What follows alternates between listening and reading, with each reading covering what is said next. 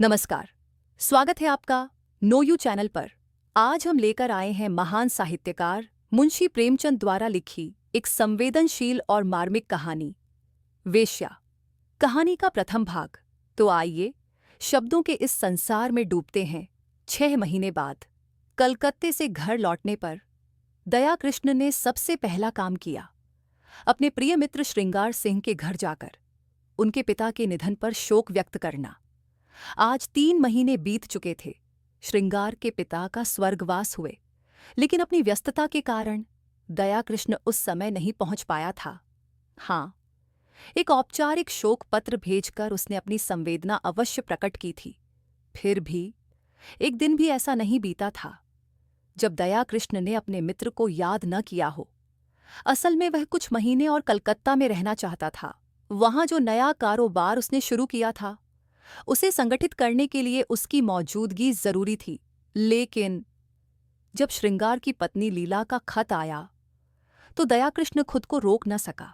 लीला ने खत में कुछ स्पष्ट तो नहीं लिखा था, पर शब्दों से ऐसा आभास होता था कि परिस्थितियां चिंताजनक हैं। इसलिए बिना देरी किए वह चल पड़ा। श्रृंगार एक संपन्न पिता का इकलौता बेटा था। अल्हड़ था, जिद्दी था और विलासिता का प्रेमी। उसकी मां बचपन में ही चल बसी थी और पिता ने उसे कभी कठोर अनुशासन में नहीं रखा। जो चाहा उसे मिल गया। संघर्ष, परिश्रम, ये शब्द उसकी जिंदगी में नहीं थे। उद्योग और व्यापार उसके लिए कठिन पहेली थे। उसे जरूरत थी एक ऐसे मित्र की जो छल और धोखे की दुनिया से उसकी रक्षा कर सके। और दया कृष्ण के लिए यह कर्तव्य था। सुबह 9 बजे का समय था। हवा में अब हल्की गर्मी घुलने लगी थी। दया कृष्ण श्रृंगार सिंह के घर पहुंचा। जैसे ही श्रृंगार को उसकी खबर मिली, वह दौड़ा चला आया। लेकिन दया कृष्ण उसे देखकर चौंक पड़ा। लंबे घने बाल अब छोटे छोटे घुंघराले बालों में बदल गए थे। सिर पर सिखों वाली आड़ी मांग थी। आंखों में न शोक था न आंसू। चेहरा कुछ पीला जरूर था, पर एक अजीब सी मुस्कान तैर रही थी। वह महीन रेशमी कमीज और मखमली जूते पहनकर ऐसा लग रहा था जैसे किसी महफिल से सीधा आ रहा हो। दयाकृष्ण के होठों पर संवेदना के शब्द आकर रुक गए। यहां तो बधाई देना ज्यादा उचित लगता था। सिंगार ने लपक कर दयाकृष्ण को गले लगा लिया। खुशी से चहकते हुए बोला, तुम्हें यहां देखकर बड़ा अच्छा लगा यार। बताओ, कलकत्ते का धंधा बंद कराए या अब भी वही झंझट? अब तो मैंने अपना रूप बदल दिया है भाई। अब यहां से तुम्हें जाने नहीं दूंगा। दयाकृष्ण अवाक रह गया। क्या यह वही श्रृंगार है जो कल तक सादगी और शालीनता की मिसाल था? क्या पिता के जाते ही वह इतना बदल गया? कमरे में आकर दोनों मित्र सोफे पर बैठे। कमरे का हाल देखकर दयाकृष्ण और भी चकित रह गया। जहां पहले साधारण फर्श और मसनद हुआ करते थे, अब आलीशान सोफे, चमचमाते कालीन, रेशमी पर्दे और बड़े बड़े आईने लगे थे।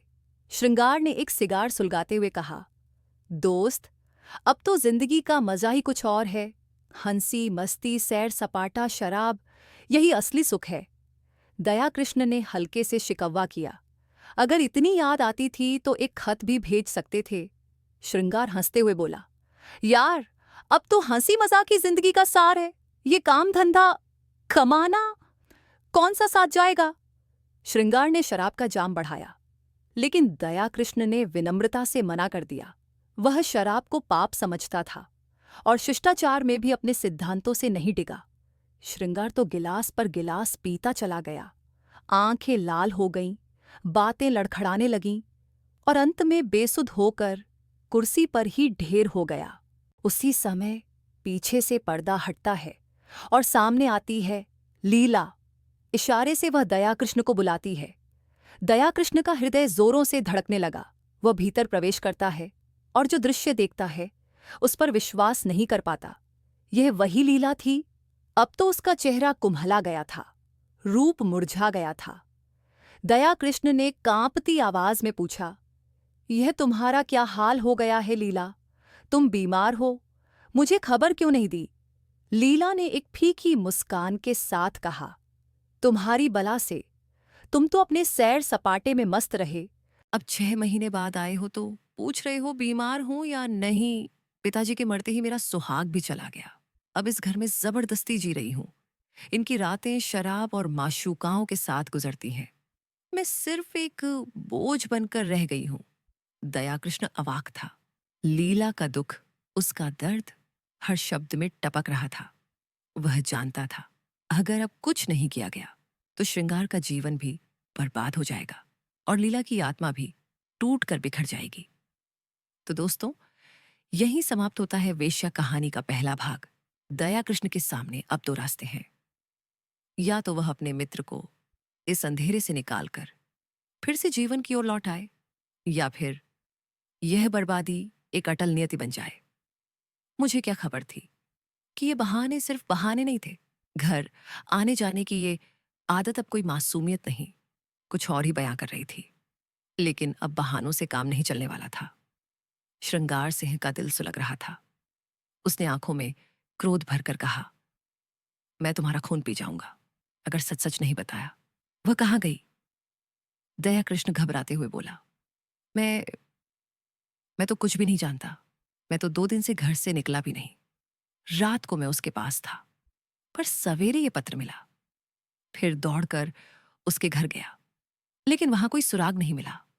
नौकरों से सिर्फ इतना मालूम पड़ा कि वो तांगे पर बैठकर कहीं चली गई थी, पर कहाँ, इसका किसी को पता नहीं।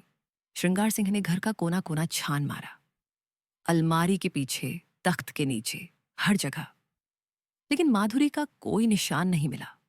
थक हार कर उसने गहरी सांस ली और बोला, बड़ी बेवफा और मक्कार औरत है। उसने क्रोध में कांपते हाथों से दयाकृष्ण को एक पत्र दिया। दोनों फर्श पर बैठ गए। दयाकृष्ण ने पत्र पढ़ना शुरू किया।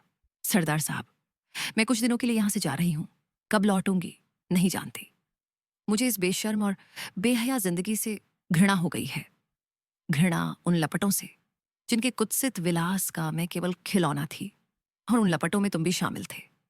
तुमने महीनों मुझ पर सोने और रेशम की वर्षा की, लेकिन क्या तुम अपनी बहन या पत्नी को इस बाजार में बिठा सकते थे? कभी नहीं।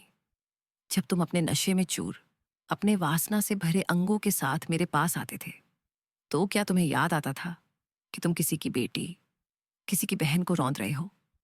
नारी अपना बस रहते हुए कभी अपने शरीर को पैसे के लिए नहीं बेचती। अगर वह ऐसा कर रही है तो समझो उसके पास कोई और आश्रय नहीं बचा। तुम पुरुष इतने निर्लज्ज हो कि हमारी बेबसी से अपनी इच्छाएं पूरी करते हो, और फिर हमारे माथे पर पाप का कलंक लगा, हमें उसी हालत में तड़पता छोड़ देते हो। क्या हम स्त्री नहीं है? क्या हमारे पास भी आत्मा नहीं है? पत्र पढ़ते पढ़ते दयाकृष्ण की आंखें भीग गईं, लेकिन श्रृंगार सिंह ने पत्र झपट कर छीना और जेब में डाल लिया। गुस्से में फुफकारते हुए बोला, क्या बड़े गौर से पढ़ रहे हो? सबक तुम्हारा ही पढ़ाया हुआ है उसे। मैंने उस पर हजारों खर्चे, घर लुटाया, और अब वही मुझे उपदेश देने चली है। कोई नया शिकार हाथ लगा होगा उसे। मुझसे भागेगी तो कहाँ भागेगी? दयाकृष्ण ने हंसते हुए कहा, तुम्हारी मूंछें तो पहले ही झुक चुकी हैं दोस्त। श्रृंगार सिंह का चेहरा एक पल के लिए नरम पड़ा। वह टूटी फूटी चीजों से भरे घर को देखता रहा। उस वीरान माहौल में उसे दयाकृष्ण पर दया आ गई। सच कहना? श्रृंगार सिंह ने पूछा। तुमसे भी प्रेम की बातें करती थी?